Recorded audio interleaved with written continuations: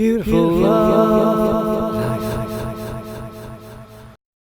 Do you know that a lot of top people in the world have either ADHD, autism, dyslexia, or Asperger's disease? It doesn't hold them back, so don't let it hold you back.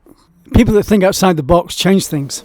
At the University of Plymouth graduation photographic section. What's your name? My name's Charlie Hookway. I'm a third year here at Plymouth University, just finished our final year of the course and currently invigilating the degree show. And what's your photography all about? Currently my photography has been about sand. Interestingly enough, I've been doing close-up of sand across the Cornish coastline, working my way down along, and as you see the changes and differences, trying to link to my personal relationship to the beaches. And you use photography as an escape as well, don't you? Completely, yeah. I've been using it as an escape for years. It's for me, it's a very nice way to relax my mind, to be able to, when I need just to de-stress, I'll take a camera out, walk around, enjoy taking photos. Because you were diagnosed with autism? Yes, I was around age 11 when I was diagnosed officially with autism, and since then, a lot of struggles I've had in my life have started making sense, and photography has helped me with a lot of them. Alongside my autism diagnosis, I'm also dyslexic, so the spoken word and writing is a lot harder for me, but the visual language comes a lot more naturally. So how were you diagnosed? I was privately diagnosed after having a lot of issues socially and academically at my primary school. Me and my parents went and met the lead expert at the time, who gave me a private diagnosis, and then we started pushing for an official one via the school. Did that include bullying? Yes, it included quite a bit of bullying at the time. Yeah. I was seen as quite different. I didn't understand what was wrong, the school didn't understand what was wrong with me, so I was quite quickly labelled as just a child with bad behaviour and behavioural issues instead of a child with special needs, So you had anxiety as well? I had anxiety, I had a lot of stuff at the time. I was not in a personal happy place. This was, eventually things did get, once getting your diagnosis and moving up to North Cornwall, things did get better. The facilities up where I'm from, Bude, were much better than what I had in my original place. Yeah. So when were you diagnosed with autism? I was diagnosed officially around age 11. Yeah. And you do you think that you were held back when you were diagnosed by being put into a category? Yes and no. Certain pros and cons, I think. In many, because the eyes already have held back anyway, just by physically having it, it makes it hard to do certain things. Being able to understand what I had and why I was acting that way did allow us to start doing specialist research and getting stuff I need to actually put me on even footing with everyone else. Because all of a sudden, with an official diagnosis, we can start applying for specialised equipment or whatever to help me. Or like, one of the big things is with an autism diagnosis, I was then allowed to start using a laptop in class instead of writing, which was a massive help because with spell check for dyslexia and stuff like that. So, that can make mistakes, and it can be quite embarrassing if it's the wrong sort of mistakes. Exactly. At times. So you go onto the beach quite a lot then? 8 years ago we moved from Kingstainton, Devon to Bude in North Cornwall. And Bude is a beautiful beachside town at the very north of Cornwall. It's much quieter from where I was originally from, and of course moving there as an autistic individual, I spent most of his childhood at that point being bullied. I felt very alone. I didn't feel like I had much support there, so the beach is where I spent a lot of my free time. I got into bodyboarding, swimming in general, the beautiful sea pool. Eventually when I moved into the school, after that first summer there, I got the opportunity to start meeting people. People were a lot more accepting of me there.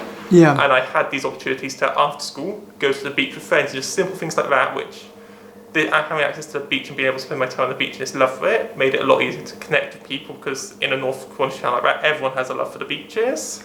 So what made you decide to come to the University of Plymouth? What made me decide to come to the University of Plymouth? So of course, 3-4 years ago at this point, the university application process began, and I wanted to be somewhere which, I wanted a bit of independence from my family at this point. I wanted to see if I could do it, but I didn't want to be so far away that if something did go wrong, I couldn't contact them. So Plymouth was kind of the perfect choice at that point in time. You can still get a bus directly from my hometown here, but it's far enough away where I feel independent. It's also... With the world of photography, there's a realistic chance I could end up in London one day working off another major city, and since I'd spent the past 8 years living in a small Cornish town, we weren't sure if we could handle city. So going to a city like Plymouth, the idea was I'd get more used to city. It's still a beachside city, so the beach and all these things that help me cope was still available here. Well, a lot of people that are different get bullied. Tom Daly was bullied in Plymouth, and he had to change school. But that did him a favour because he got taken on by Devonport High School for boys, and then he had to go through the worst scenarios because his father had cancer, and he had to go through that, and then the bullying and the change of school, and he still went to the Olympics and achieved gold at the Olympics. And then you got Richard Branson. He's quite severely dyslexic, and Elon Musk has got Asperger's disease, Asperger's, I think.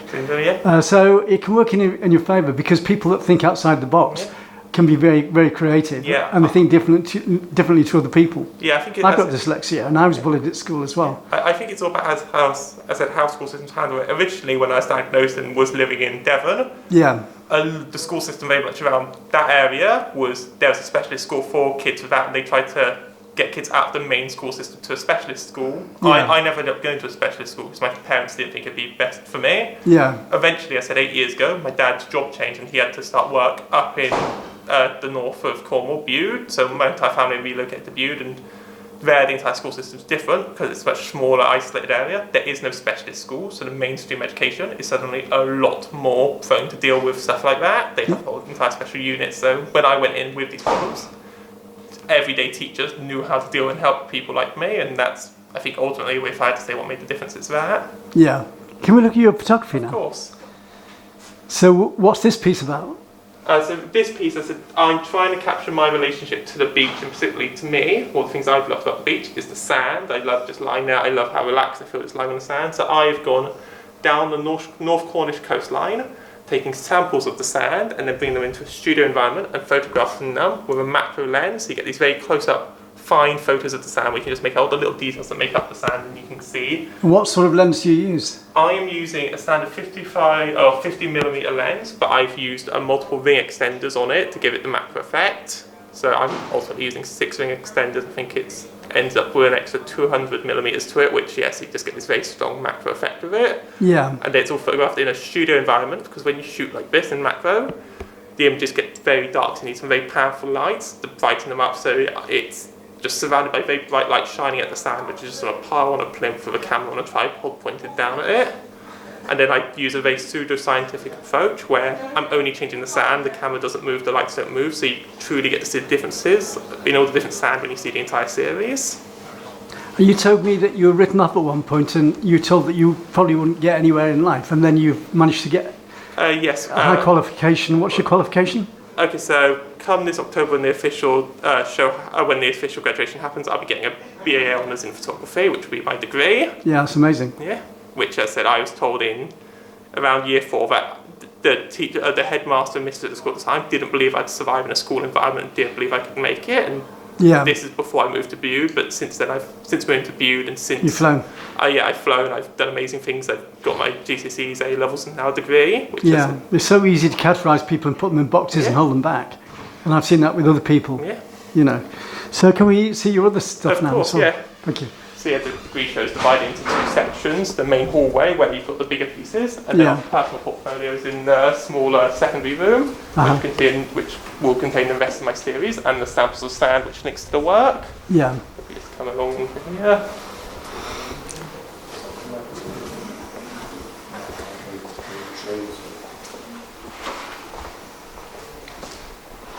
Just over here we have the rest of the work, including our samples of the 10 different beach sands from the 10 different beaches used, so you truly see the difference as you go from the most north of North Cornwall and slowly work your way down, still in the North Cornwall, but you see just in the small sample size the varying differences throughout the sand, which is then added to when you see the actual entire portfolio. So you could end up going into natural history. Exactly. Where you slowly start seeing, as you go down, just the changing sand. Once again, because it's all photographed the same, you truly see on different beaches, the grains getting bigger, smaller, the colour changing. Have you learnt anything about the compositions and what's in the sand?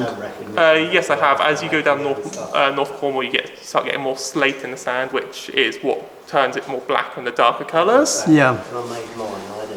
Have you found any iron or zinc or gold even? Not as of yet. I haven't really got the equipment to check it. I hope as I continue on this project, I hope to be gathering more equipment so I can start checking stuff out and finding out more of the differences. Yeah. But the main thing I'm finding at this scale is microplastics and stuff like that, because whenever I go to all these beaches, I do a beach clean alongside it. Just That's my moral compass kind of thing. Well, microplastics are everywhere, even in our bloodstream, because everything we have is packaged in plastic. Yeah. And it's getting into our systems as well, and nobody really knows the long-term effect of that yet. Yeah. But no, because this project, the initial idea of using macrophotography started a year ago with a project I did similar to this, but with stuff that washed up from the ocean, so plastics, bits like golf balls. Last year's project we had to collaborate with charities. So I collaborated with a beach clean charity led by a woman called Deb Rosser in the Cornish area, who I went down to the beach with them, helped them for an hour and a half of beach clean, took the rubbish home and photographed it in the same macro style. Yeah, well, getting out in the fresh air and getting by the sea is also good for your mental health as well. Oh, completely. And it takes your mind off other issues. Yeah. Exactly. I've loved the fact that for the past 2 years now I've been able to do work like this, which is very therapeutic for me, also, because I'm able to combine it with beach cleans and other stuff like this, I'm helping give back to the communities I've loved have helped me so much. Yeah. Yeah. Nice one. And that would be the final one from the series, which is our darkest one. Very good. Mullock Beach, which is as far down as I've gone currently. Yeah. So, what's your next step after university? My next step, I am, alongside doing all this personal work, I am a surf photographer for Freewave Surf Academy, which is in Wisdom. Sorry, you're a staff photographer? I'm a surf photographer. Oh, a surf photographer, sorry, for Freewave Surf Academy, which is a surf school in Widmouth area, so I will be going back to them this summer where I'll continue photographing their surfers on lessons and helping sell the photos and hopefully give families a bit of a thing to remember from their holidays down Cornwall Way. Yeah. Following on from that, I would like to continue my surf photography business and hopefully follow the summer. So go to Australia, photograph their surfers in their summer. Because you've got relatives in Australia, so it's a good way of getting across that. I've got a couple of uncles in Australia who are already involved in the sports industry there, so I have a few connections I hope to be able to follow. Yeah. And then whilst continuing personal work like this on the side, and hopefully be able to do something with this and see if there's organisations potentially interested. Nice one. Yeah. So what's your name? Charlie Hookway. And have you got a website, a Facebook? Currently, my biggest promotion is my Instagram, which is charlie.h.photography. Yeah. And how long was your course? The Plymouth University course was 3 years on a normal course, 4 years if you do the foundation, which I didn't do. Yeah. Yeah. So you managed to get in at the top end. You missed the foundation. Yes, I was able to, because I came 4 years ago at this point. You came here for the initial interview with a guy named Angus who runs the course. Yeah. Brought my portfolio, and my portfolio was strong enough that I was given an unconditional offer to the normal 3-year course. Yeah. Which at the time felt absolutely amazing. That's very good, yeah. Yeah. And I love my time here. Yeah. So, and you're mixing with different people as well. Oh, exactly. I think, if nothing else, the most beneficial thing, or one of the most beneficial things I've got from this course is for the past few years, I've been surrounded by 20-odd like-minded young photographers, all passionate about their craft, all doing completely different things, as you can see from this show. Yeah. But all of which have this same passion to make images, and it's just been great learning from them, hearing what their experience is. Can I just say something? From what I've seen, that people with autism or mental health problems can be pushed in the wrong direction, if you don't mind me saying, but in some cases, by being put in situations where they're with people with worse mental health problems than what they've got. And I think in some areas that can hold them back, whereas here you've been mixing with intellectual people at a higher level, and it expands your mind in a different area. Yeah, I think you can sometimes suffer the issue of just going, anybody with any kind of learning difficulties. We've got seagulls talking to us. Yeah. I do think you can sometimes have an issue where anyone with any kind of learning difficulties, so anyone who's not doing very well just gets lumped in together. I know. Do you think it's putting them in boxes and writing them off to a certain extent? Oh, completely. And I think sometimes it's done wrong. I say, going back to my early years school experience when I was fixing the bullying, and when I was first getting a diagnosis, the school at that point in time, the school there wasn't equipped to deal with it. So Can I ask you another question? Do you have ADHD as well? I personally do not suffer from ADHD as far as we're aware. I was tested for it 10 years ago, and at the time it was said no.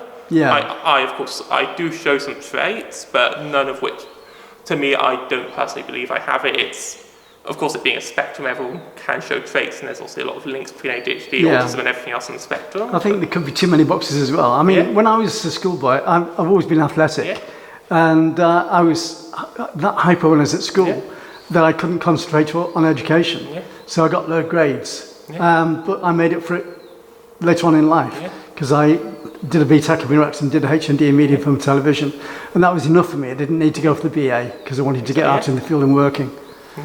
But yeah, I think a lot of, when it comes to schooling, people do put in boxes. I think it can be just a lot of people not knowing and not being aware of how to help people. A couple of years ago, did help make a research tool with Durham University called AAA, which is a research tool designed to help teachers deal and know how to properly educate and help autistic kids in a classroom. The idea being that, I think really what you want to do is not, when you have an autistic kid come in school, you don't want to separate them and put them in this box and say they need to be treated differently. You want to learn how to adapt so they can be. Well, they're not actually moving forward if they're put with people the same as them all the time. So you've done incredibly well. Thank you. And you've got a great future ahead of you. And you're going to be with the surfers on the beach this summer. Oh yeah, from next week I'll be back at the Surf Academy. Probably about waist deep in the ocean with this massive camera photographing the surfers again. It's how I love spending my summers. Okay. Yeah. Right. Have a great summer ahead of you, Charlie, and a future ahead as well. Thanks very much.